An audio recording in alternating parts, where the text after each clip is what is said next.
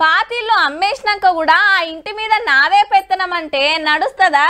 10వ తరగతి అయిపోయినాక కూడా మళ్ళీ అదే క్లాస్లో కూర్చోవాలని ఎవరన్నా కోరుకుంటారా?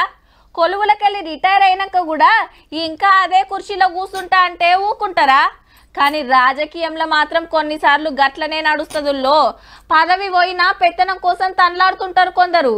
అయితే గీసార్ చేసింది మంచి పనే, కాకుంటే వెనక మరలా ఇంకో రచ్చయింది.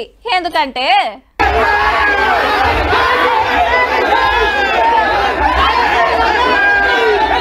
నాగర్ కర్నూలు జిల్లా సిరిసవాడల సర్కారీ స్కూల్ ఓపెనింగ్ కాడ గడబడైంది.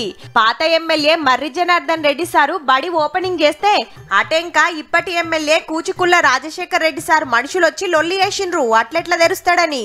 ముచ్చటైందంటే పాత సర్కార్ బడికి ట్రస్ట్ తరపున పైసలు ఖర్చు పెట్టి కొత్త బిల్డింగ్ కట్టించిండు మర్రి జనార్దన్ రెడ్డి సారు.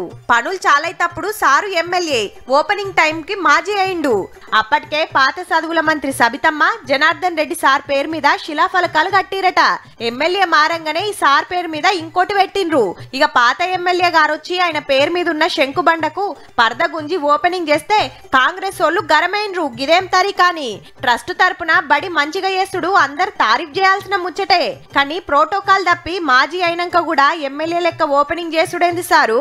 కొత్త ఎమ్మెల్యేని పిలిచి అందరు కలిసి తెరిస్తే మీకే ఇంకింత గౌరవం పెరుగుతుండే.